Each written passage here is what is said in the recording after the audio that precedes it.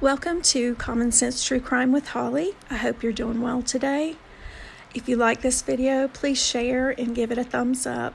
I would like for more of this information that I'm providing to get out to more people. I wanted to tell you I found a news article today from WJHL. It appears to me that Hawkins County and surrounding counties are blaming the lack of arrests made now on COVID, the backup caused by COVID 2 years ago. The way that I see this is their excuse for not making arrests like they used to. And in light of that, I'm thinking about the fact that Candus and Don have not faced charges for the neglect and abuse of their children. DA, multiple factors lead to case backlogs, missteps. District Attorney General Barry Staubus has a desk full of cases, and so do his assistant DAs. The docket is full, and the courtrooms in Sullivan County are only getting busier. During the novel coronavirus pandemic, especially at its genesis, the Tennessee Supreme Court mandated that cases that could be reset go ahead and be reset. That was done for the protection of those who would have to appear in court, as well as court workers. Northeast State Community College criminal justice professor Eric Stanton gave an example of how this move impacted the criminal justice system, which is comprised of law enforcement, corrections, probation and parole, and the courts. All of those are working together. I just picked up this person for simple possession of marijuana. So in the past, I may have arrested that individual, but now I'll just give him or her a citation in lieu of continued custody, and they can come to court once the pandemic is over. Stanton explained that the resulting effect in some larger jurisdictions could be felt for years to come. He said issues felt within the system aren't necessarily linked to increased crime, but just the lingering impacts of the pandemic.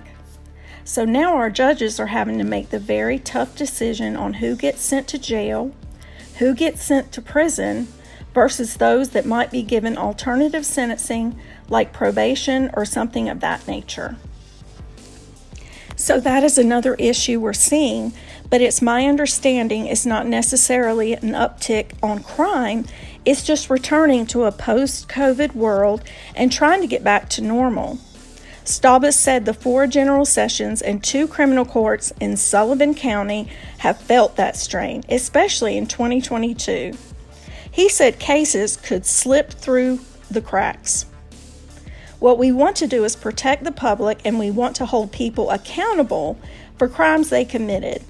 We want to deter crimes, but no matter what system you have, with the kind of caseloads and the real lack of manpower we have, those things could happen in any district attorney's office anywhere.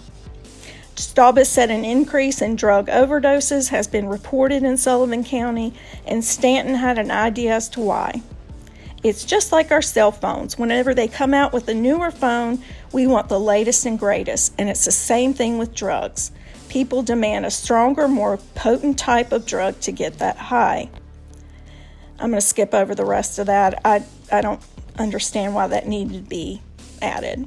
In Sullivan County, Staubus said drug crimes are becoming a bigger and bigger problem. Even the methamphetamine we see today is much stronger, more powerful, and cheaper than what we have. Data shows drug crimes are up in Sullivan County, according to statistics from the Tennessee Bureau of Investigation and the Sullivan County Sheriff's Office. And you have a list of the first quarter here. Drug crime-related offenses in Sullivan County, Tennessee.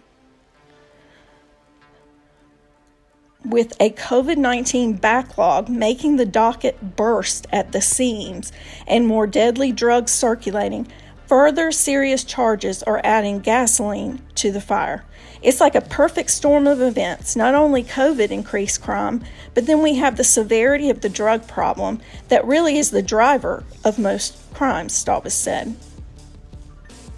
Staubis said he can feel the types of crimes he is prosecuting become more serious. We've seen the last 2 years more violent crimes, more homicides than I can remember since I've been a DA. I think we've seen more murders in the last couple of years than we've seen in a long time. We also see an uptick in shootings, juvenile shootings, more serious charges that they're charged with. So that's kind of the end of what I'll read there. You can take screenshots of the article and then zoom in and make sure that I'm telling you the truth of this article. What I'm wondering, is this their excuse? Is this an excuse why Don Wells and Candus Wells have not been arrested, or they're not facing charges of child neglect and abuse when obviously that's what happened? I think they're making excuses. I think maybe if this was 2020 or even last year, you might could understand. It's time for them to get their shit together, excuse my language, and do the right thing. All right, guys, thank you for listening. Have a wonderful day. Bye.